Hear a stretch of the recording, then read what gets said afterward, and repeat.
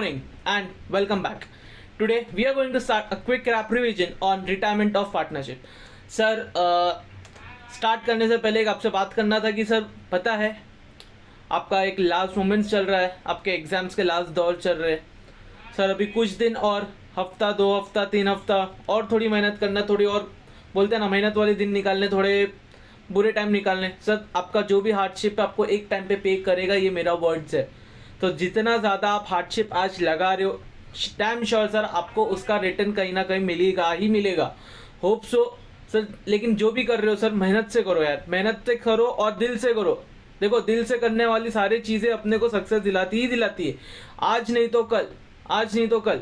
और सीधी सी बात है सर, अपने को कल का तो सोचना ही नहीं है। We are the toppers, we are the rankers, अपने को ये सोच के ही पढ़ने का। इतना मेहनत भी मैं आप ही की इसलिए कर रहा हूँ ताकि आप बार बार ये लेक्चर्स को सुने, ये लेक्चर्स को सुन के अपने लेक्चर्स को अपने दिमाग में बैठा ले। बिकॉज सर एक बार स्टेप्स चीज़ें दिमाग में बैठने लगी सर, इंसान अपने आप टॉप मारता है यार, इंसान अपने आप टॉप मारता है। ठीक है, तो लेट्स स्टार्ट। हंसी खुशी से स्टार्ट करते हैं retirement of partnership. Sir retirement of partnership अब क्या होगा सर?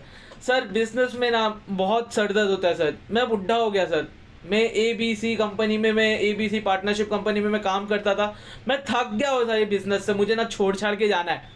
बहुत हो गया बिजनेस सर। अभी थोड़ा अपने को रिलैक्स वाला लाइफ जीना, भी खुद को थोड़ा अपने आप को टाइम देना, खुद को टाइम देना है। सेकेंड विनिंग मत लेना। चलो तो सर अपने को खुद को बोलते ना थोड़ा रेस्ट वाली लाइफ चाहिए। अब तो मैंने क्या बोला सर, मुझे जाना है, मैं बिजनेस बंद करना चाह रहा हूँ।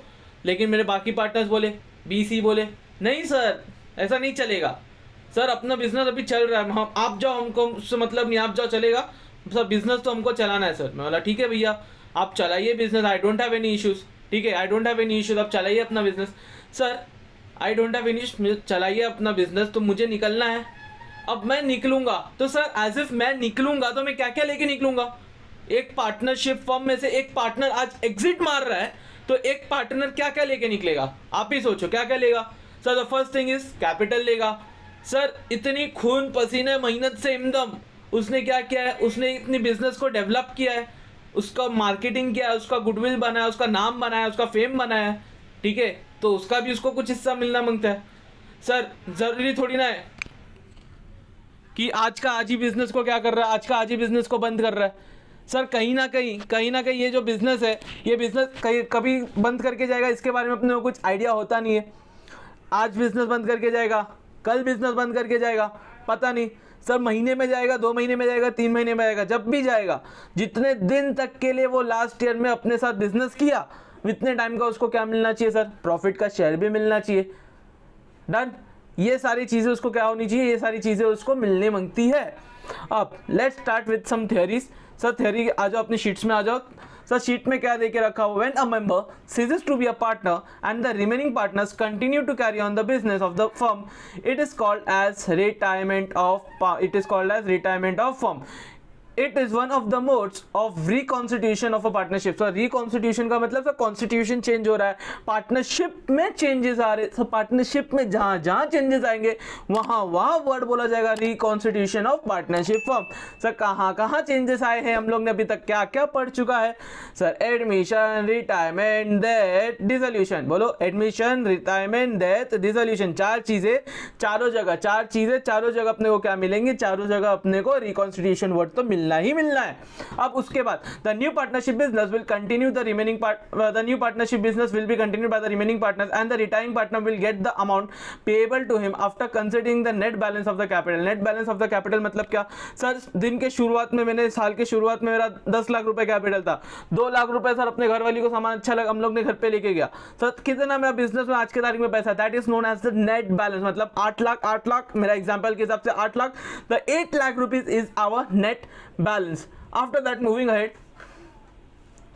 अहेड उसके बाद क्या आ रहा है sir? His share of profit. Sir कितने, मैंने आपको बोला ना, जितने भी टाइम उसने अपना काम किया वो भी लेके जाएगा। सर रिवैल्यूएशन में कुछ भी प्रॉफिट या लॉस हुआ उसका भी उसके हिस्सेदारी लेके जाएगा।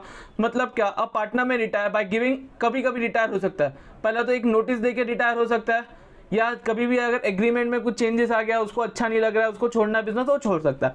Now change in PSR। अब आता है क्या चेंज इन PSR? सीधी सी बात है, अगर एक पार्टनर चला जाएगा, अब मैं एज अ ABC कंपनी में मिस्टर ए ने छोड़ के चला गया, तो BC का तो फायदा उन लोग के तो बल्ले बल्ले भाई, बीसी एकदम खुश। तो सर न्यू रेशो क्या होगा, बोले बेटा न्यू रेशो क्या होगा? Sir new ratio will be the ratio जो मेरे जाने के बाद उन लोग करेंगे। New ratio will be the ratio जो मेरे जाने के बाद कंटिन्यूइंग पार्टनर कंटिन्यू करेंगे। Sir then what will be the old ratio? Sir जब तक मैं था, जब तक है जान, जब तक मैं था तब तक जो भी रेशो में हमारे प्रॉफिट डिस्ट्रीब्यूट हो रहे थे वही के वही हमारे क्या रहेंगे भैया, ओल्ड रेशो रहेंगे। तो सर अब आता है third and the last thing, gain ratio. Sir gain कैसे हो गया? सर मिस्टर ए, अगर समझो मिस्टर ए होते, ठीक है, अब समझो मिस्टर ए होते तो मिस्टर ए क्या करते थे, मिस्टर ए भी अपने प्रॉफिट में से टुकड़ा लेते थे। अब समझो मिस्टर ए चले गए, मिस्टर ए बिजनेस छोड़ के चले गए, प्रॉफिट तो धंधे में इतना ही रहेगा, तो धंधे में प्रॉफिट बढ़ता है सालों साल, year on year the caps या रिटर्न ऑन इक्विटी बढ़ता ही है। तो सर जब रिटर्न ऑन इक्विटी बढ़ रहा है, कैप मार्केट कैपिटलाइजेशन बढ़ रहा है, तो प्रॉफिट भी बढ़ेगा। सर प्रॉफिट बढ़ेगा तो सीधी सी बात है, अगर प्रॉफिट बढ़ता तो ए होता तो अपने वो प्रॉफिट में से भी पैसे लेता, बट सर प्रॉफिट हो तो रहा है, बट अब मिस्टर ए क्या है, नहीं है, मिस्टर ए नहीं है, तो प्रॉफिट जो हो रहा है वो तो होना ही होना है। बट अब क्या होगा, जब बंटवारा होगा, उस प्रॉफिट का बंटवारा होगा, तो बंटवारा अब 2 में ही होगा। पहले बंटवारा 3 में होता था, अब बंटवारा 2 में होगा, ऐसा समझो। पहले बंटवारा 3 में होता था, बंटवारा 2 में होगा, समझा यहाँ तक? अब उसके बाद सर गेन कैसा हो रहा है? मेरे जाने से 2 लोग का फायदा हो रहा है। A B C N company में ए के जाने से बी सी का तो फायदा, बी सी का तो फायदा। अब बी सी का फायदा मतलब they are gaining something. Sir they are gaining what I am doing, Mister A is doing sacrifice, Mister A दे रहा है तभी तो सामने वाला ले रहा है ना भैया। उसके बाद सर गेन रेशो कैसे कैलकुलेट होगा? सर गेन रेशो कैलकुलेट करने का सबसे बेस्ट फॉर्मूला है new ratio minus old ratio. Sir यहाँ पे मैंने लिख के रखा हुआ है, यहाँ पे लिख के रखा हुआ है new ratio minus old ratio, new ratio minus old ratio, दिख रहा है new ratio minus old ratio. After that moving ahead, sir अब क्या है, मैंने आपको यहाँ पे एक एग्जाम्पल दे के रखा, समझो ABC कंपनी में ओल्ड रेशो दे के रखा था सर अपने को 4:2:1। Mister B retire, what will be the new ratio? Sir सीधी सी बात है, अगर मिस्टर बी रिटायर हो जाए, मिस्टर बी अब नहीं रहेंगे, तो जो मिस्टर बी जो प्रॉफिट शेयर कर रहे थे, सर मिस्टर बी कितना प्रॉफिट शेयर कर रहे थे? Sir mister B profit share कर रहे थे 2, तो 2 अब नहीं रहेगा, 2 नहीं रहेगा, तो सब कौन से रहेंगे? 4:1 ही रहेंगे। तो the new profit sharing ratio would be 4:1। Sir अब नेक्स्ट एग्जांपल, XYZ क्या कर रहे थे, पहले प्रॉफिट इक्वली बांट रहे थे। एक्स भाई साहब, जेड भाई साहब क्या हो गए, जेड भाई साहब रिटायर हो गए, थक गए, जेड भाई साहब चले गए। तो सर आने वाले टाइम में बिजनेस का प्रॉफिट क्या रहने वाला है? आने वाले टाइम में बिजनेस का प्रॉफिट आने वाले टाइम में बिजनेस का प्रॉफिट क्या रहेगा? बिजनेस का प्रॉफिट आने वाले टाइम में, फॉर एग्जांपल यहाँ पे बोल के रखा 3:1, calculate the new profit sharing ratio. New ratio कैसे आएगा? सर मेरे जाने से किसका फायदा हुआ? सर एक्स और वाई का फायदा हुआ, तो एक्स और वाई गेन कर रहे, तो उनका गेन रेशियो कितना आ गया, मतलब उनका प्रॉफिट कितना हो गया था? 7:12। सर पहले कितना था? सर पहले इट वॉज 1:1:1। मेरे जाने से अब कितना हो गया sir? 7:5। After that moving ahead, उसके बाद नेक्स्ट क्या है सर? नेक्स्ट है अपने को बोल के रखा हुआ गेन रेशियो कैलकुलेट करो। देखो ओल्ड रेशियो भी आपको दे के रखा हो, यहाँ पे दिख रहा है आपको सर, ओल्ड रेशियो भी दे के रखा हो, न्यू रेशियो भी दे के रखा। तो आपको क्या करने का सर? आपको mister P, mister R, mister S तीनों का अलग अलग कैलकुलेशन करने का। पहले क्या करने का, मिस्टर पी पहले कितना प्रॉफिट शेयर करते थे सर? 2 न्यू रेशियो कितना आने वाले टाइम में? 2:3, सर 2 + 1 3 हो गया, तो 2:3, 2/3 माइनस 2/5। सर यहाँ पे 2 + 1 इज इक्वल टू 5 हो जाता है, ठीक है। तो यहाँ पे कितना होगा? 2 2/3 minus 2/5 is equal to 4/15। 2/3 minus 2/5 is equal to 4/15। 1/3 minus 1/5 is equal to 2/15। तो sir what is the gain ratio? The gain ratio is 4:2, और आगे भी ऐसा फर्दर बोल सकते हैं 2:1। The next thing moving ahead sir, अब गुडविल। सर गुडविल जो हम लोग ने एडमिशन में पढ़ा था, पूरा का पूरा goodwill as it is same to same, पूरा का पूरा goodwill as it is same to same sir ji, कुछ भी चेंज नहीं है, 1 रुपए का भी चेंज नहीं है सर, 1 रुपए का भी चेंज नहीं है। नाउ गुडविल क्या है? Goodwill is a name, fame, benefit, image जो हम लोग ने अल्टीमेटली क्रिएट करके रखा है। उसको कैलकुलेशन करने का 2 तरीका क्या था, याद करो। एवरेज प्रॉफिट मेथड याद आ रहा है? एवरेज प्रॉफिट मेथड जो हम लोग ने एडमिशन में किया है। उसके बाद सर सुपर प्रॉफिट मेथड, ये भी हम लोग ने एडमिशन में किया था सर। दोनों का दोनों सॉरी गुडविल का कैलकुलेशन का मेथड क्या है, सेम है, तो मैं इसको यहाँ पे इन डिप डिस्कस करने की कोई ज़रूरत नहीं है सर। जिसको भी अगर नहीं समझ में आया हो तो मैं नीचे स्टैम्प में डाल दूंगा, डिस्क्रिप्शन में स्टैम्प में डाल दूंगा कि एडमिशन के इतने से इतने पार्ट में मैंने गुडविल का वहाँ पे डिस्कस किया, तो आप एडमिशन का जब आप वीडियो देखेंगे तो आपको वहाँ पे समझ में आ जाएगा। अब उसके बाद आगे बढ़ते हैं सर, जर्नल एंट्रीज क्या आएंगी sir. Journal entries when the goodwill of the entire firm is raised and written off. Sir is raised and written off मतलब क्या सर, अभी तक गुडविल हमारे बुक्स में नहीं है, अब हमको क्या करना है, गुडविल हमारे बुक्स में खड़ा करना है। तो खड़ा करने के लिए एंट्री क्या आती है सर, खड़ा करने के लिए एंट्री आती है goodwill account debit to all partners capital account, to all partners capital account. Sir सीधी सी बात है, जब ऑल पार्टनर्स वर्ड आ गया तो कौन सा रेशो होना चाहिए सर, ओल्ड रेशो। तो देखिए यहाँ पे ओल्ड PSR भी मैंने नोट्स में लिख के रखा हुआ है सर। गुडविल नहीं है बुक्स में, गुडविल को खड़ा किया, इसलिए एंट्री क्या हमारी, goodwill account debit to all partners capital account, goodwill account debit to all partners capital account. After that when the goodwill of the entire firm is raised and written off, is raised and written off. Sir raise के लिए तो entry same, A वाली same entry. अब written off के लिए entry sir, goodwill मतलब written off का मतलब मैं आपको वापस याद दिला देता हूँ। रिटर्न ऑफ का मतलब वो होता है कि सर जो कंटिन्यूइंग पार्टनर होते हैं ना, बोलते हैं सर ये गुडविल हमको ना असेट में बैलेंस शीट में नको दिखाना, नहीं दिखाना है सर। हम ऐसा करना चाहते हैं, ये जो गुडविल है, ये गुडविल का पैसा हम लेके जाना चाहते हैं, गुडविल का पैसा हम लेके जाना चाहते हैं, निकालना चाहते हैं बिजनेस में से। तो क्या करेंगे सर, कौन निकाल रहा है सर, तो कंटिन्यूइंग पार्टनर निकाल रहे सर, उनके कैपिटल को क्या करेंगे, डेबिट करेंगे। तो continuing partner account debit to क्या जा रहा है अपने पास से सर, गुडविल जा रहा है, तो continuing partner account debit to goodwill account. Now sir बहुत सिंपल है, अगर कंटिन्यूइंग पार्टनर निकाल रहे हैं तो सर कौन सा रेशो लेना चाहिए, ओल्ड की न्यू। सर न्यू रेशो, क्योंकि कंटिन्यूइंग में तो सर जो रिटायर हो गया वो तो रहेगा नहीं, अब रिटायर जो हो गया वो रहेगा नहीं, तो उसका रेशो नहीं रहेगा। तो मैं सर ओल्ड तो ले नहीं सकता, तो बचा न्यू ही लेना पड़ेगा। सो एंट्री क्या बन गई sir, continuing partner capital account debit to goodwill account, continuing partner capital account debit to goodwill account. After that sir when the goodwill is raised to the extent of retiring partner, to the extent of retiring partner मतलब, to the extent of retiring partner मतलब sir हम पूरे company का goodwill नहीं raise कर रहे, हम क्या कर रहे हैं, हम सिर्फ और सिर्फ जो रिटायर हो रहा है उसी के प्रपोर्शन का हम अपना गुडविल रेज कर रहे हैं। सर रेज कर रहे हैं पूरे कंपनी का या एक पर्टिकुलर रिटायरिंग पार्टनर का। गुडविल अकाउंट तो क्या होगा, डेबिट ही होगा। तो देखो यहाँ पे एंट्री क्या, और ये गुडविल अकाउंट डेबिट।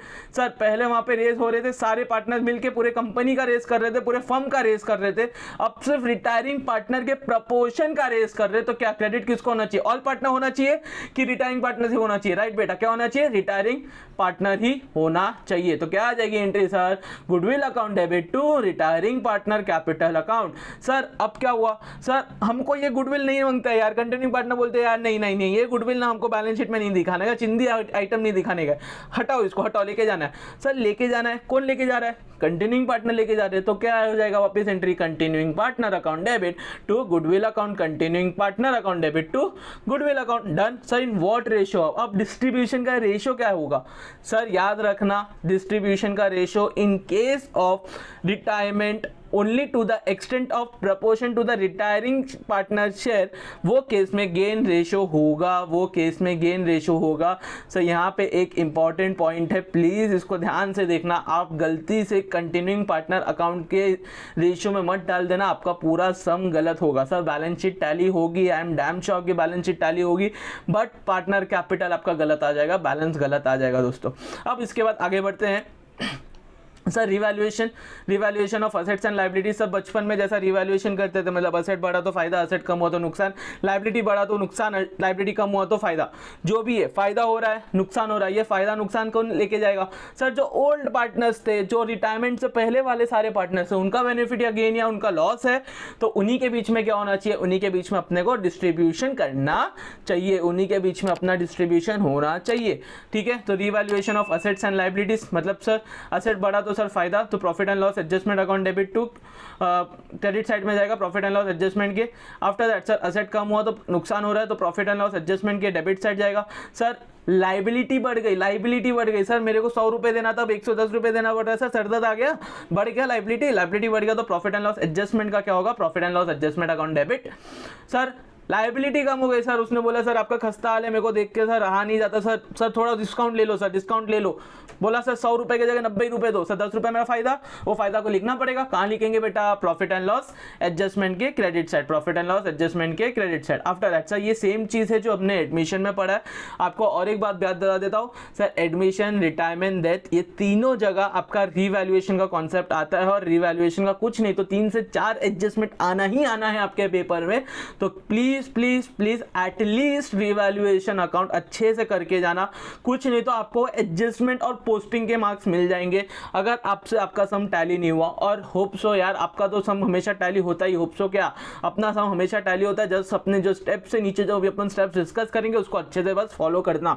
उसके बाद आगे बढ़ते हैं sir, settlement of retiring partners capital account. Sir अगर अभी जो पार्टनर जा रहा है, ठीक है, अभी जो पार्टनर जा रहा है उसको क्या होता है, अपना कैपिटल लेके जाएगा, अपना गुडविल लेके जाएगा। तो सर अभी अगर समझो कैश में लेके जाएगा तो क्या एंट्री गिरेगी, सर लोन में लेके जाएगा तो क्या एंट्री करेगी, उसके बारे में यहाँ पे डिस्कशन हो रहा है। सर अभी जो भी है, जो भी पेमेंट लेके जाने का, समझो वो पेमेंट क्या लेके जाना है, 1 इंस्टॉलमेंट में लेके जाना है। 1 इंस्टॉलमेंट में मतलब तुरंत का तुरंत लंप सम पेमेंट लेके जा रहा है, पूरा का पूरा पैसा लेके जा रहा है। पैसा लेके जा रहा है तो मतलब क्या सर, कौन लेके जा रहा है, रिटायरिंग पार्टनर लेके जा रहा है। तो उसको क्या करेंगे, debit, retiring partner capital account debit to what, to cash bank account, retiring partner capital account debit to what, to cash bank account. Sir अब उसके बाद क्या बोल रहा है कि the balance transferred is to loan account, मतलब क्या सर, अब कैश में नहीं लेके जा रहा, वो बोलता है कि सर ठीक है आपके पार्टनरशिप के पास पैसे नहीं रहा, आराम से दो, किस्तों में दो सर, ईएमआई में दो, अपन तुमको ईएमआई की फैसिलिटी भी देंगे, हमको कोई तकलीफ नहीं है, थोड़ा थोड़ा पैसा दो चलेगा। तो हम लोग क्या कर रहे हैं, इनडायरेक्टली हम उनसे लोन ले रहे हैं। तो हमको रिटायरिंग पार्टनर को कहाँ पे मूव करना पड़ेगा, लोन में मूव करना पड़ेगा। तो एंट्री क्या आ जाएगी बेटा, retiring partner capital account debit to retiring partner loan account, retiring partner capital account debit to retiring partner loan account. After that उसके बाद क्या है सर, टोटल अमाउंट जो रिटायरमेंट के बाद हो रहा है वो क्या हो रहा है, उसके ट्रांसफर कर रहे हैं हम लोग लोन में। तो सर सिमिलर एंट्री है, कोई तकलीफ नहीं है सर। जो एंट्री नंबर 3 है, एंट्री नंबर 4 है, दोनों का कॉन्सेप्ट सेम ही है, तो मैं वापस आपको सेम डिस्कस नहीं करना चाहूँगा। फिर 4th वाली पार्ट है, if the amount due to the retiring partner is partly paid. Sir बोला सर तुम बहुत गद्दार लोग हो सर, BNC BC बहुत गद्दार लोग होते हैं सर।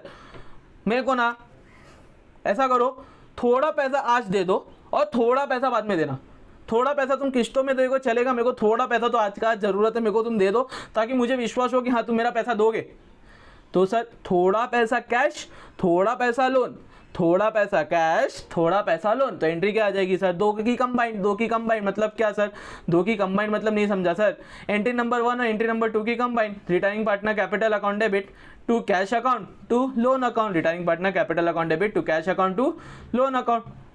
अब उसके बाद आगे बढ़ते लास्ट सर, अब क्या आगे अपने स्टेप्स। सर स्टेप्स सम कैसे सॉल्व करने का, आ जाओ सम कैसे सॉल्व करने का। सर सम सॉल्व करने के लिए पहला क्या करने का, पहला तो अपना पार्टनर कैपिटल जो देके रखा हुआ है, रिजर्व देके रखा हुआ है, प्रॉफिट एंड लॉस देके रखा हुआ है, जो भी बैलेंस शीट में, उसको एज इट इज कॉपी आनी पेस्ट डिस्ट्रीब्यूशन के साथ कहाँ पे डालने का, पार्टनर्स कैपिटल में डाल देने का। उसके बाद कैश बैलेंस देख रखा उसको भी डाल देने का अपने कहाँ पे, कैश बैंक के अकाउंट में। उसके बाद नेक्स्ट अब क्या करने का सर, असेट और लाइबिलिटी का जो भी कम हो रहा है, ज्यादा हो रहा है, कम हो रहा है, कुछ भी हो रहा है, उसको हम लोगों को क्या इफेक्ट देना है, प्रॉफिट एंड लॉस एडजस्टमेंट में बढ़ेगा कम होगा, बैलेंस शीट में बढ़ेगा कम होगा, उसका इफेक्ट देना है। अब उसके बाद थर्ड स्टेप कहाँ आता है, थर्ड स्टेप आता है कि भाई जो सामने वाले को अपने को कैपिटल देना है, गुडविल देना है, ठीक है, उसकी हमको क्या करनी है, उसको हमको एंट्री माननी है। एंड आफ्टर दैट क्या करना है सर, आफ्टर दैट अपने को जो भी गुडविल बच रहा है, जो गुडविल है वो गुडविल को कंटिन्यूइंग पार्टनर लेके जाएंगे। कंटिन्यूइंग पार्टनर व्हाट रेशो में लेके जाएंगे, कंटिन्यूइंग पार्टनर जो लेके जाएंगे वो अपना गेन रेशो में लेके जाएंगे, कंटिन्यूइंग रेशो में लेके जाएंगे, जो भी है उसकी एंट्री माननी है। सर रिवैल्यूएशन अकाउंट या profit and loss adjustment account आप जो बोलते हो उसको क्लोज करो, उसका प्रॉफिट या लॉस निकालो, वो प्रॉफिट या लॉस को डिस्ट्रीब्यूट करो, अपोर्शन करो। In what ratio, in the old ratio में डिस्ट्रीब्यूट किया। देखो मैं स्टेप नंबर 5 तक पहुंच चुका, ठीक है। उसके बाद क्या करने का सर, उसके बाद पार्टनर्स कैपिटल को क्लोज करने का। पार्टनर्स कैपिटल में क्लोज करेंगे 2 चीज निकलेगी, पहला तो एक लोन निकलेगा या तो पेमेंट निकलेगा, या फिर दूसरा कंटिन्यूइंग पार्टनर्स का बैलेंस निकलेगा। जो भी निकलेगा, लोन निकला, पेमेंट के लिए निकला, सब पेमेंट के लिए निकला मतलब कैश बैंक के क्रेडिट साइड में जाएगा, अगर लोन निकला तो सब बैलेंस शीट के लायबिलिटी साइड में जाएगा, और अगर कैपिटल तो कहाँ जाता है आपको पता ही है, लायबिलिटी साइड में जाता है कैपिटल। आफ्टर दैट क्या करने का, सब कुछ पोस्टिंग करने का, कैश बैंक क्लोज करने का, कैश बैंक का बैलेंस निकालने का, कैश बैंक का बैलेंस को असेट और लायबिलिटी में लिख देने का, जो भी कैश बैंक का असेट, पार्टनर्स कैपिटल का लायबिलिटी एज इट इज लिख दिया, बैलेंस शीट टैली किया, और आपका सम खत्म, फिनिश, रिटायरमेंट। इतना ही है दोस्तों और कुछ नहीं है। सब मैंने ये lectures I am trying to shoot in within 20 minutes. Sir मैं आपको ट्राई कर रहा हूँ कि पूरे 20 मिनट के अंदर जितना ज़्यादा हो सके मैं आपको पूरा रिटायरमेंट का कॉन्सेप्ट रिवाइज ब्रशअप करा सकूँ। सर एक क्विक रिविजन है, मैं आपको इन बोलते ना इन डीप डिस्कशन नहीं कर सकते, ठीक है, क्योंकि एक इनजस्टिस हो जाएगा अगर जिनके साथ ऑलरेडी इनका पोर्शन हो चुका है। सो होप सो आपको ये लेक्चर्स काफ़ी अच्छे लग रहे हो। सर एडमिशन ऑलरेडी अपना अपलोड हो चुका है, रिटायरमेंट भी 1 या 2 दिन में आई एम ट्राइंग कि अपलोड हो जाएगा, and after that death and your entire admission, retirement, death और द रिकॉन्स्टिट्यूशन इंक्लूडिंग डिसोल्यूशन आपके जेब में रिवीजन के लिए अवेलेबल है।